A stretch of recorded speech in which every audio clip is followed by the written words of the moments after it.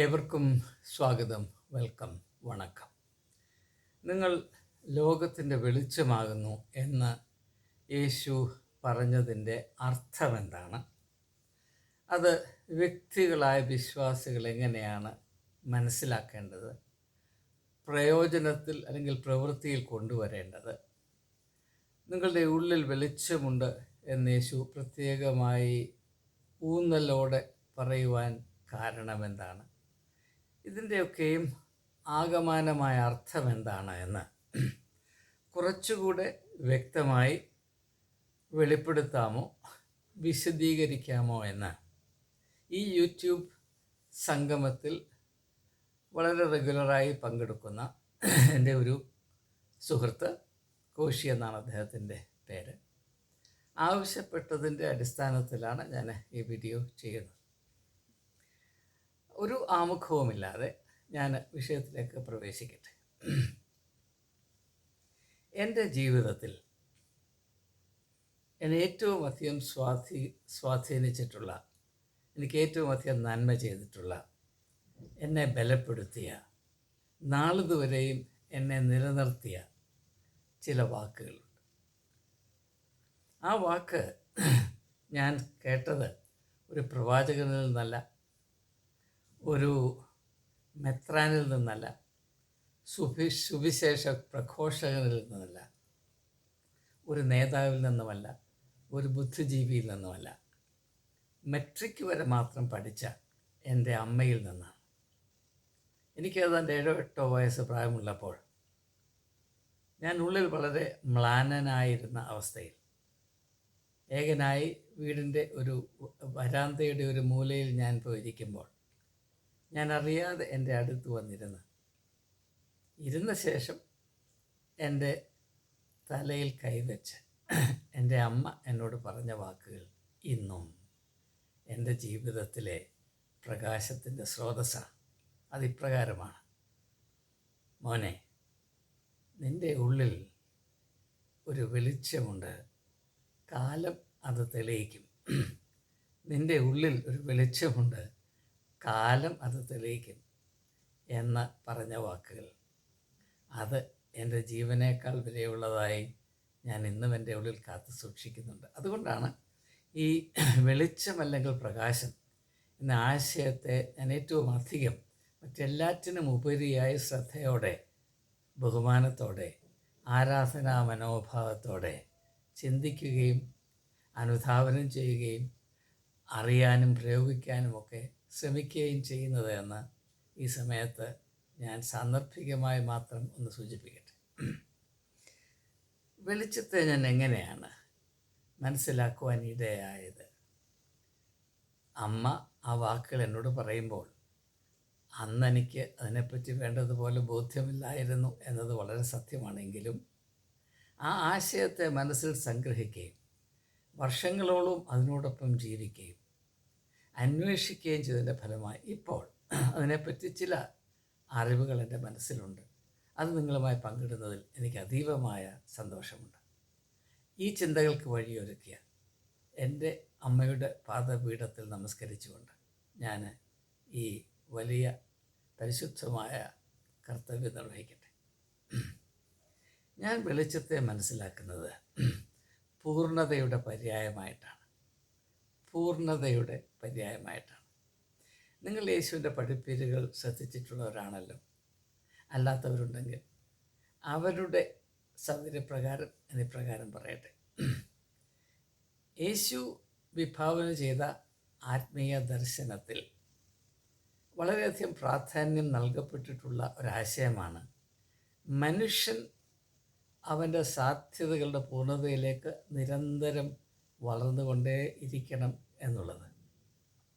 അതുകൊണ്ടാണ് യേശു പറഞ്ഞത്, നിങ്ങൾ സൽഗുണപൂർണരാകുകയും. മത്തായിയുടെ സുവിശേഷം 5-ാം അധ്യായത്തിന് 48-ാം വാക്യം. നിങ്ങൾക്ക് സമ്പൂർണമായ ജീവൻ ഉണ്ടാകുവാനാണ് ഞാൻ വന്നത്.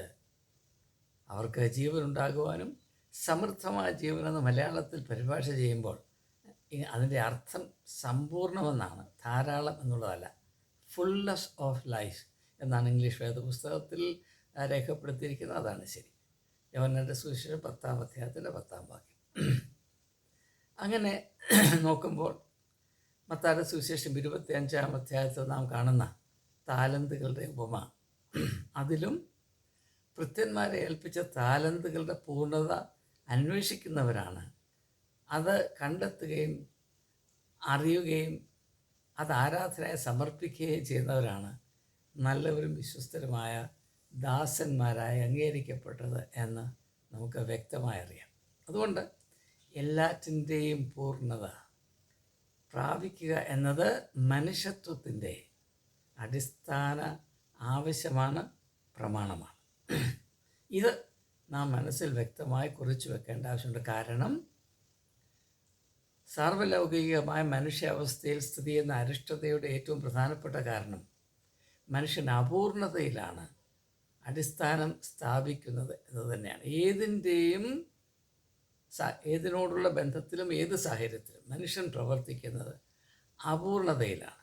എന്തിനോടും അപൂർണമായി മാത്രം നാം ബന്ധം പുലർത്തുന്നു. അത് കാരണം പൂർണ്ണമായ ബന്ധം പ്രാപിപ്പാനുള്ള വളർച്ച നാം പ്രാപിക്കുന്നില്ല എന്നതാണ്.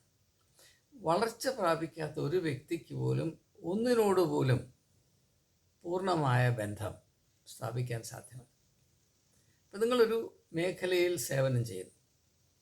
ആ സേവന പ്രതിനിധാനം ചെയ്യുന്ന സാധ്യതകളുടെ പൂർണ്ണത അന്വേഷിക്കണമെങ്കിൽ നിങ്ങൾക്കപ്രകാരം വളർച്ചയുണ്ടായിരിക്കും. ഞാൻ വിദ്യാഭ്യാസ മേഖലയിൽ ജോലി ചെയ്ത ആളാണ്.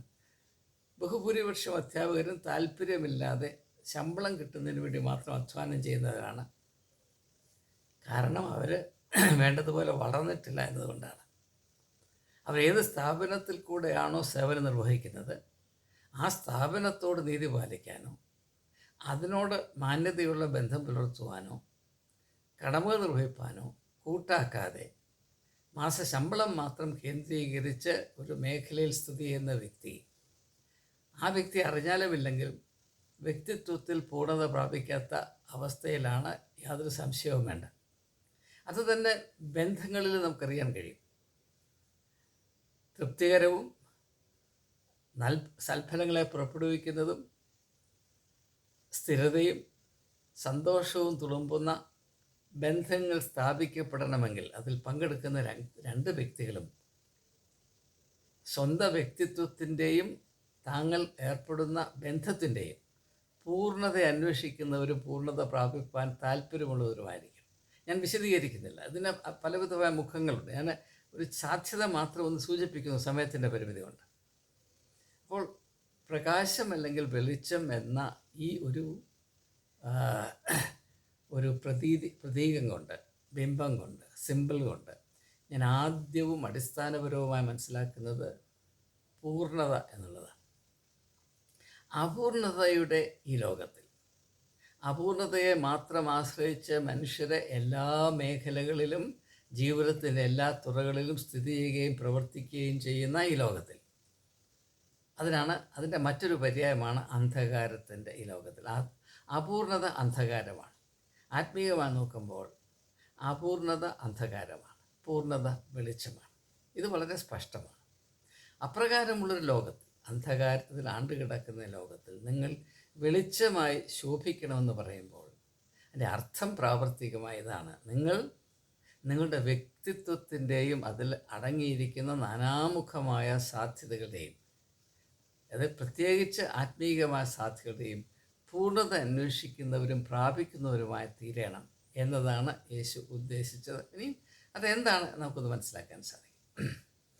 പൂർണ്ണത എന്ന് പറയുമ്പോൾ അതിനകത്ത് നാം അടുത്തതായി മനസ്സിലാക്കേണ്ടത് സ്ഥിരത എന്നുള്ളതാണ്. സ്ഥിരത. അപൂർണമായതൊന്നും സ്ഥിരമായിരിക്കാൻ സാധ്യമല്ല. പൂർണ്ണതയിൽ മാത്രമേ സ്ഥിരത കണ്ടെത്തുവാൻ സാധ്യമാകുകയുള്ളൂ. അപ്പോൾ സ്ഥിരതയില്ലാത്ത, സ്റ്റെബിലിറ്റി എന്ന് ഇംഗ്ലീഷിൽ പറയും, സ്ഥിരതയില്ലാത്ത എല്ലാ അവസ്ഥയിലും മനുഷ്യൻ അനുഭവിക്കുന്ന വികാരമാണ് ഭയം എന്നുള്ളത്. ഭയം, ഫിയർ.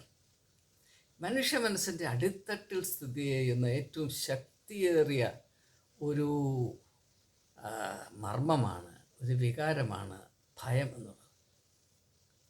അതുകൊണ്ട് തന്നെ ഈ ഒരു യാഥാർത്ഥ്യത്തെ, ഈ ഒരു അവസ്ഥയെ അതിജീവിക്കാതെ മനുഷ്യത്വത്തിൻ്റെ പൂർണ്ണത പ്രാപിക്കുക എന്ന് പറയുന്ന മഹനീയമായ ഈ അവസ്ഥയിലേക്ക് നമുക്ക് മുന്നേറാൻ പോലും, പ്രാപിക്കുന്നത് പോകട്ടെ, മുന്നേറാൻ പോലും അതുകൊണ്ടാണ് ആത്മീയമായ ദർശനത്തിൽ മനുഷ്യനെ ഭയത്തിൻ്റെ അടിമത്തത്തിൽ നിന്ന് വിടുവിക്കുക ഒരു അടിസ്ഥാന മർമ്മമാണ് എന്ന് നിഗമിക്കപ്പെട്ടിട്ടുള്ളത്. യേശു തൻ്റെ പഠിപ്പീരുകൾ ഇത് ആവർത്തിച്ച് പറയുന്നുണ്ട്. നിങ്ങൾ ഭയക്കരുത്, ഭയപ്പെടരുത്, നിങ്ങൾ ആരെയും ഭയപ്പെടരുത്, നിങ്ങൾ ഒന്നിനെയും ഭയപ്പെടരുത്. അതുകൊണ്ട് എല്ലാത്തിനെയും ധിക്കരിക്കണമെന്നില്ല, നിങ്ങൾ ഭയപ്പെടരുത്. ഭയപ്പെടുന്നവർ അപൂർണതയുടെ അവസ്ഥയിലാണ് എന്ന് മാത്രവുമല്ല, അവർ ഒരിക്കലും ജീവിതത്തിൽ ഒന്നിൻ്റെയും പൂർണ്ണത അന്വേഷിക്കുവാൻ ധൈര്യം കാണിക്കുന്നവരല്ല. അതുകൊണ്ട് പൂർണ്ണത പ്രാപിക്കുന്നവരുമല്ല. അവർ അങ്ങനെ പട്ടുപോകും എന്ന വളരെ സങ്കടമേറിയ ഒരു ദുരന്തത്തിൻ്റെ സാധ്യത അവിടെയുണ്ട് എന്ന് യേശു വ്യക്തമായി സൂചിപ്പിച്ചിട്ടുണ്ട്. വിശദീകരിക്കേണ്ട ആവശ്യമില്ലല്ലോ. അപ്പോൾ വെളിച്ചമെന്നാൽ പൂർണ്ണത, പൂർണ്ണതയിൽ കൂടെ നാം പ്രാപിക്കുന്ന സ്ഥിരത നമുക്ക് നൽകുന്ന ധൈര്യം. രണ്ടാമതായി നാം പൂർണ്ണതയിൽ കൂടെ മനസ്സിലാക്കേണ്ടത്, പൂർണ്ണമായത് ബാഹ്യമായി ഒഴുകാൻ വെമ്പൽ കൊള്ളുന്നു. ഇപ്പോൾ ഒരു അനുഭവം പറയുമ്പോൾ, ഞാൻ ഈ യൂട്യൂബ് ചാനലിന് വേണ്ടി അനേക വീഡിയോകൾ ചെയ്തിട്ടുണ്ട്. അതെങ്ങനെയാണ് ഈ വീഡിയോകൾ ചെയ്യുന്നതെന്ന് ചോദിച്ചാൽ, ചില ആശയങ്ങൾ മനസ്സിൽ വരും, ഞാൻ അതിനെപ്പറ്റി ധ്യാനിക്കുമ്പോൾ മനസ്സ് നിറഞ്ഞു, എൻ്റെ ഉള്ളു നിറഞ്ഞു എന്ന ഒരവസ്ഥയിലേക്ക് വരുമ്പോൾ പിന്നെ അത് ഒരു വീഡിയോ രൂപത്തിലാക്കിയെങ്കിൽ മാത്രമേ എനിക്ക് മുൻപോട്ട് പോകുവാൻ സാധ്യമാകുകയുള്ളൂ. അപ്പോൾ അനുഭവത്തിൽ കൂടെ എനിക്ക് പറയാൻ കഴിയുന്നത്, പൂർണ്ണത എന്ന് പറഞ്ഞാൽ കവിഞ്ഞൊഴുകുന്ന അവസ്ഥയിലായിത്തീരുക എന്നതിനർത്ഥമുണ്ട്. അതാണ് സമൃദ്ധമായ ജീവൻ എന്ന് യേശു പറയുന്നത്. നിങ്ങൾ സമൃദ്ധമായ ജീവൻ എന്ന അവസ്ഥ പ്രാപിക്കുമ്പോൾ നിങ്ങളിൽ നിന്ന് ജീവൻ്റെ നദികൾ വെളിയിലേക്ക് പ്രവേശിക്കും. മറ്റുള്ളവരുടെ അവസ്ഥയിൽ ജീവൻ അങ്കുരിപ്പിക്കുന്ന, ജീവൻ ഉണർന്ന് പ്രവർത്തിക്കുകയും വികസിക്കുകയും വളരുകയും തളിരണിയുകയും ചെയ്യുന്ന അവസ്ഥയിലേക്ക് അവരെ വഴി നടത്താനുള്ള പ്രാപ്തി നിങ്ങൾ പ്രാപിക്കും എന്നാണ് എൻ്റെ അർത്ഥം, സമൃദ്ധമായ ജീവൻ. അപ്പോൾ അങ്ങനെ ഒരു ക്രിയാത്മകമായ പോസിറ്റീവായ അവസ്ഥയിൽ നിങ്ങളായിത്തീരും. അതുകൊണ്ട് നിങ്ങളായിരിക്കുന്ന സാഹചര്യങ്ങളിൽ നിങ്ങളവിടെ ആയതുകൊണ്ട് വളരെ മേന്മയേറിയ മാറ്റങ്ങൾ സംഭവിക്കും. You will be impactful in a very beneficial manner. അല്ല, നിങ്ങൾ ഒരു കല്ലെടുത്ത് വെച്ചതുപോലെ അവിടെ ഇരിക്കുകയാണ്. നിങ്ങളെക്കൊണ്ട് യാതൊരു വിധത്തിലുള്ള മാറ്റമോ വ്യത്യാസമോ നന്മയോ ആരും അനുഭവിച്ചിട്ടില്ല എങ്കിൽ നിങ്ങൾ ഈ അവസ്ഥയിൽ നിന്ന്, ഞാൻ ആ അവസ്ഥയിൽ നിന്ന് വളരെ ബഹുദൂരത്തിലാണ് എന്ന് തിരിച്ചറിയുവാൻ ഉണ്ടാകാൻ സാധ്യത. ഇനി നാം അപ്രകാരം കരകവിഞ്ഞൊഴുകുന്ന അവസ്ഥയിലല്ല എങ്കിൽ നേരെ മറിച്ചായിരിക്കും. ഇവിടെ നിന്നൊക്കെ ഇങ്ങോട്ട് കിട്ടാം, എനിക്ക് കിട്ടാം എന്ന ചിന്തയിൽ മാത്രം ആളുകൾ പരിമിതപ്പെട്ടു പോകും. അത് സൂചിപ്പിച്ചുകൊണ്ടാണ് സുവിശേഷത്തിൽ ഭിക്ഷയാചിക്കുന്നവരെ, തെണ്ടുന്നവരെ ചിത്രീകരിച്ചിട്ടുള്ളത്. ഭിക്ഷയാചിക്കുക എന്ന് പറഞ്ഞ അർത്ഥം എന്താണ്? മറ്റുള്ളവരിൽ നിന്ന് എനിക്ക് കിട്ടണം, ഇങ്ങോട്ട് കിട്ടണം, ഞാൻ അങ്ങനെയുള്ള കിട്ടന്മാരാണെന്ന് എന്ന് പറഞ്ഞ് മുൻപൊരു വീഡിയോ ചെയ്ത് നിങ്ങൾ ശ്രദ്ധിച്ചു കാണും. ഈ ലോകം കിട്ടന്മാരെ കൊണ്ട് നിറഞ്ഞിരിക്കുന്നു. കാരണം എനിക്ക് കിട്ടണം എന്നതിനപ്പുറത്ത് ചിന്തിക്കാൻ കഴിവുള്ളവർ നന്നേ കുറവായിക്കൊണ്ടേയിരിക്കുന്ന ഒരു കാലഘട്ടത്തിൽ നിങ്ങൾ യേശുവിൻ്റെ വ്യക്തിത്വത്തെ ശ്രദ്ധിച്ചാൽ അതിൻ്റെ സൗന്ദര്യം കിട്ടണം എന്നുള്ളതല്ല, കൊടുക്കണം എന്നതിൻ്റെ ദാഹമാണ്. കുരിശിൽ കിടന്ന് യേശു പറഞ്ഞില്ലേ, എനിക്ക് ദാഹിക്കുന്നു. അതെന്ത് ദാഹമാണ്? കൊടുക്കാനുള്ള ദാഹമാണ്. അത് സമർത്ഥമായ ജീവൻ്റെ അടയാളമാണ്. അങ്ങനെ ആ അവസ്ഥയിലാണ് മനുഷ്യൻ ലോകത്തിൻ്റെ വെളിച്ചമാണ്. കാരണം ഈ ലോകത്തിൽ മനുഷ്യർ കിട്ടണം. അതിൻ്റെ ഒരു ഭാഷയിൽ പറഞ്ഞാൽ തെണ്ടണം. ഭിക്ഷ ഏത് കസേരയിലിരുന്നാലും ഇപ്രകാരമുള്ളവർ തെണ്ടിക്കൊണ്ടേയിരിക്കും. മന്ത്രിയാണെങ്കിലും തന്ത്രിയാണെങ്കിലും മെത്രാനാണെങ്കിലും കിത്രാനാണെങ്കിലും ആത്യന്തികമായി തെണ്ടിയായിരിക്കും. കാരണം ആ വ്യക്തിത്വത്തിൻ്റെ അവസ്ഥ അതാണ്. ഒരു മനുഷ്യനെ കാണുമ്പോൾ അവൻ്റെ പോക്കറ്റ് ശ്രദ്ധിക്കുകയും അവൻ്റെ വ്യക്തിത്വത്തെ അവഗണിക്കുകയും ചെയ്തൊരു വ്യക്തിയുടെ പേര് തെണ്ടിയെന്ന് തന്നെയാണ്. അത് അത് അർഹിക്കുന്ന ഭാഷയിൽ അതിനെപ്പറ്റി പരാമർശിക്കാനുള്ള ധൈര്യം കാണിക്കണം. എന്തുകൊണ്ടാണ് മനുഷ്യൻ തെണ്ടിയായി പോകുന്നത്? വളർച്ചയില്ലാത്തവൻ തെണ്ടിയായി പോകും. അവൻ മറ്റുള്ളവരെ കാണുമ്പോൾ അവരിൽ നിന്ന് എന്ത് പ്രാപിക്കാം, ഏതെല്ലാം വിധത്തിൽ അവരിൽ നിന്ന് അവർ തരാൻ ആഗ്രഹിക്കാത്തത് പോലും പിടിച്ചു പറിക്കാം, അവരുടെ മനസ്സോടെ പിടിച്ചു പറിക്കാം എന്നൊരു പ്രത്യേകമായ കാറ്റഗറി. ഇങ്ങനെയാണ് മനുഷ്യൻ. ഈ താല്പര്യത്തിലാണ്, ഇപ്രകാരമുള്ള വ്യക്തിത്വത്തിലാണ് ബഹുഭൂരിപക്ഷം ആളുകളും പ്രോസ്പെറിറ്റി ഗോസ്പലും കൊണ്ട് നടക്കുന്നത്, അത്ഭുത രോഗശാന്തി കൊണ്ട് നടക്കുന്നത്, സഭകൾ വളരെ സാമർഥ്യത്തോടെ നടത്തുന്നതൊക്കെ പറയുമ്പോൾ ഈ തെണ്ടലിൻ്റെ സ്വഭാവത്തിലാണ് അത് നിലനിർത്തി പോരുന്നത് എന്ന് മനസ്സിലാക്കാൻ ധൈര്യമുള്ളവൻ കൂട്ടാക്കട്ടെ. അത്രമാത്രമേ ഞാനിപ്പോൾ പറയുന്നുള്ളൂ. അപ്പോൾ അങ്ങനെയുള്ള വ്യക്തികൾ എന്തിനോട് ബന്ധപ്പെടുത്താലും എനിക്കെന്ത് കിട്ടും, അപ്പോൾ എന്ത് കിട്ടും എന്നതിൻ്റെ മറുഭാഗമാണ് എനിക്കെന്ത് നഷ്ടം വരും. എന്നോട് അനേകം ആളുകൾ കഴിഞ്ഞ 7-8 വർഷങ്ങളായി കേരളത്തിലെ സഭകൾക്ക് സംഭവിച്ച ആധ്യാത്മികവും ധാർമ്മികവുമായ വലിയ തകർച്ചയുടെ കഥ പറഞ്ഞ് എൻ്റെ മുമ്പിൽ നിന്ന് കരഞ്ഞിട്ടുണ്ട്. ഞാൻ അവരോട് പലരോടും ചോദിച്ചിട്ടുണ്ട്, നിങ്ങൾ ഏതെങ്കിലും സമയത്ത് ഇപ്രകാരമുള്ള അധപ്പതനം നിങ്ങളുടെ സഭയുടെ മധ്യത്തിൽ ഒരു വലിയ രാക്ഷസനെ പോലെ നിങ്ങളെ തുറിച്ചു നോക്കുമ്പോൾ നിങ്ങൾ അതിനെ സംബന്ധിച്ച് സുവിശേഷത്തിൻ്റെ അടിസ്ഥാനത്തിൽ നിങ്ങളൊരു നിലപാടെടുത്തിട്ടുണ്ടോ? പറയില്ല. കാര്യം എന്താണ്? പേടിയാണ്. എന്താണ് പേടി? പേടി ഇത്ര മാത്രമാണ്. ഒരഭിപ്രായം പറഞ്ഞാൽ പിന്നെ സ്നാനം, വിവാഹം, ശവമടക്ക് ഇതൊന്നും നടക്കത്തില്ല. അല്ല, ആ സമയത്ത് ഞങ്ങളായിട്ട് ഇണ്ണാറ വരപ്പിക്കും, മൂക്കുകൊണ്ട് ഇണ്ണാറ വരപ്പിക്കും. ഈ ഭയമാണ്. ഇതിൻ്റെ പേരാണ് അന്ധകാരം എന്നുള്ളത്. എന്തുകൊണ്ടാണ് ഈ ഭയം?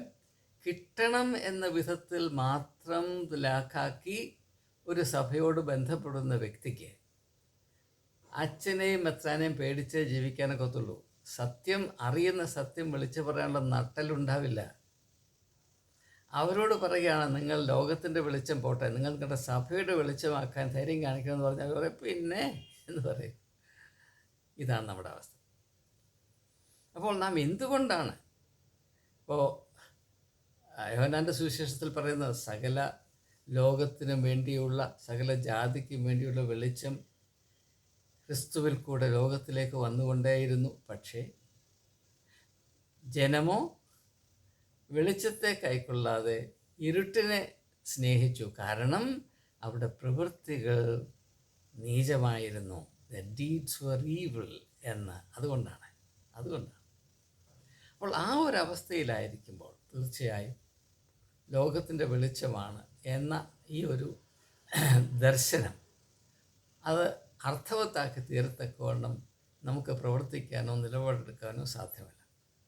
നാം എവിടെയൊക്കെ ഭയത്തിൻ്റെ അടിമകളായി കഴിയുന്നു, എവിടെയൊക്കെ നമ്മുടെ മനസാക്ഷിയെ ശ്വാസം മുട്ടിച്ച് വെച്ചാൽ മാത്രമേ നമുക്കിവിടെ പിടിച്ചു പറ്റാൻ ഒക്കത്തുള്ളൂ എന്ന് വിചാരിച്ച് നാം ഇങ്ങനെ വീർപ്പ് മുട്ടി കഴിയുന്നു, എവിടെയൊക്കെ നാം അറിയുന്ന സത്യത്തെ നിരാകരിക്കുന്നു, ദൈവത്തിൻ്റെ നീതി അന്വേഷിക്കാനായി നമുക്ക് നൽകപ്പെട്ട കടപ്പാട്, മുൻപേ അവൻ്റെ രാജ്യവും നീതിയും അന്വേഷിപ്പീൻ എന്ന ഈ ചുമതല, അത് നാം അവഗണിക്കുന്നു. എവിടെയൊക്കെ നമ്മെ തന്നെ അപമാനിക്കത്തക്ക വിധത്തിലുള്ള ഭീരുത്വത്തിൻ്റെ നിലപാട് നാം എടുക്കുന്നു, അവിടെയൊക്കെ നാം ലോകത്തിൻ്റെ വെളിച്ചമല്ല, ലോകത്തിൻ്റെ അന്ധകാരത്തെ കുറച്ചുകൂടെ കട്ടികൂട്ടുന്ന വ്യക്തിത്വമുള്ള ആളുകളാണ് എന്നതാണ് എൻ്റെ അർത്ഥം. ഇനിയും ഇതിൻ്റെ ഒരു ഉദാഹരണം കൂടെ പരിശോധിച്ച് നമുക്ക് നമ്മുടെ ചിന്ത അവസാനിപ്പിക്കാം. യോഹന്നാൻ്റെ സുവിശേഷം 3-ാം അധ്യായത്തിൽ നിക്കോദീമോസ് എന്ന് പറയുന്ന ഒരു വ്യക്തി യേശുവിനെ കാണാൻ വരുന്നുണ്ട്. അവൻ എപ്പോഴാണ് വരുന്നത്? രാത്രിയിലാണ് വരുന്നത്. എന്തുകൊണ്ടാണ് ലോകത്തിൻ്റെ വെളിച്ചമായ യേശുവിനെ കാണാൻ രാത്രി തിരഞ്ഞെടുത്തത്? ലളിതമാണ്, അവന് പേടിയായിട്ടാണ്. എന്താണ് പേടി? ഇരിക്കുന്ന ഇരിപ്പിടം തെറിച്ചു പോകും. എന്തുകൊണ്ടാണ്? നല്ലവനായ, മനുഷ്യരെ സ്നേഹിക്കുന്ന, സത്യത്തിൻ്റെ വ്യക്തിത്വമായ, സത്യത്തിൻ്റെ വെളിച്ചമായ, തൻ്റെ മനസാക്ഷി തന്നെ ക്ഷേമിക്കുന്നത് കൊണ്ട് അവനെ ഒന്ന് കാണണമെന്നുള്ള അതീവമായി ദാഹിച്ച യേശുവിൻ്റെ അടുത്ത് താൻ പോകുന്നത് ആരെങ്കിലും കണ്ടാൽ താനിരിക്കുന്ന കസേര തെറിച്ചു പോകും, ഒരു ചെറിയ വില കൊടുക്കേണ്ടി വരും. ഇതിപ്പോഴെൻ്റെ അവസ്ഥയാണ്. പലരും എന്നെ കാണാനൊക്കെ വരാറുണ്ട്. പക്ഷേ പറയും ആരും അറിയല്ല, അച്ഛൻ അറിയരുത്, മെത്രാൻ അറിയരുതെന്ന് പറയും. കാരണം അറിഞ്ഞാൽ ഞങ്ങളുടെ കാര്യം പോക്കാണ് എന്ന് പറയും. അവരും ലോകത്തിൻ്റെ വെളിച്ചമാണ്. ഇതാണ് നമ്മുടെ അവസ്ഥ. നിങ്ങളെ അടിമകളാക്കിയത് ആരാണ്? പൗലോസപ്പോസ്തലൻ ഗലാത്യരോട് പറയുന്നൊരു കാര്യമുണ്ട്. സ്വാതന്ത്ര്യത്തിലേക്കല്ലോ ക്രിസ്തു നിങ്ങളെ വിളിച്ചത്. ഇനിമേലാൽ അടിമത്തത്തിൻ്റെ നുഖത്തിൻ്റെ കീഴിൽ നിങ്ങളായിപ്പോകരുത്. നിങ്ങളെ അങ്ങനെ അടിമത്തത്തിൻ്റെ നുഖത്തിലാക്കി വെച്ചത് ആരാണ്? അന്വേഷിക്കണം. ഇതാണോ യേശുവിൻ്റെ മാർഗം? ഞാൻ അടിമകളെ വിടുവിക്കാൻ വന്നുവെന്ന് പ്രഖ്യാപിച്ചുകൊണ്ടാണ് യേശു തൻ്റെ പരസ്യ ശുശ്രൂഷ ആരംഭിച്ചത് എന്ന് അറിയാൻ വയ്യാത്ത ക്രിസ്ത്യാനി സഭയുടെ പേരിൽ അടിമത്വത്തിൻ്റെ നുകം വലിച്ചുകൊണ്ട് നടക്കുന്ന ഹതഭാഗ്യരായ സഹോദരന്മാരെ, നിങ്ങൾക്ക് വിടുതൽ പ്രാപിക്കേണ്ട ആവശ്യമുണ്ട്. അതില്ലാതെ നിങ്ങൾ എങ്ങനെയാണ് ലോകത്തിൻ്റെ വെളിച്ചമായി പ്രവർത്തിക്കുന്നത്? നിങ്ങളുടെ മനസാക്ഷിയോട് നീതി പാലിപ്പാൻ ധൈര്യം കാണിക്കാത്ത നിങ്ങളെങ്ങനെയാണ് ലോകത്തിൻ്റെ വെളിച്ചമായി പ്രവർത്തിക്കുന്നത്? നിങ്ങളറിയുന്ന സത്യത്തെ വിഴുങ്ങി കുന്തം പോലെ നടക്കുന്ന ക്രിസ്ത്യാനി, നീ എങ്ങനെയാണ് ലോകത്തിൻ്റെ വെളിച്ചമായി സ്ഥിതി ചെയ്യുന്നത്? ഒരു സഭയുടെ അംഗമെന്നും പറഞ്ഞ് ഞായറാഴ്ച തോറും അവിടെ പോയി ഉറക്കം തൂങ്ങി മൂലയിലിരുന്ന് വെച്ച് അതുപോലെ ഇറങ്ങി വരുന്ന, അതാണ് യേശുവിൻ്റെ മാർഗമെന്ന് വിചാരിക്കുന്ന ക്രിസ്ത്യാനി ജീവിതത്തിൽ ദശകങ്ങളായി വളർച്ചയുടെ ഒരു ചെറിയ കൊച്ചു ചുവട് മുൻപോട്ട് വെക്കാൻ കൂട്ടാക്കാതെ പണ്ടിരുന്ന അവസ്ഥയിൽ അതുപോലെ ഇരുന്ന് ചിതൽപുറ്റായിരിക്കുന്ന ക്രിസ്ത്യാനി, നീ എങ്ങനെയാണ് ലോകത്തിൻ്റെ വെളിച്ചമായി തീരുന്നത്? മനസ്സിലാക്കണം, ആലോചിക്കണം. നാം ഈ പറയുന്ന വാക്കുകൾ നമ്മുടെ ജീവിത അവസ്ഥയും തമ്മിൽ യാതൊരു ബന്ധവുമില്ല എന്ന നഗ്നവും ഭീകരവുമായ അവസ്ഥയെ തിരിച്ചറിയുവാൻ നമുക്ക് ദൈവം ധൈര്യം തരട്ടെ എന്ന് മാത്രമേ ഞാൻ പറയുന്നുള്ളൂ.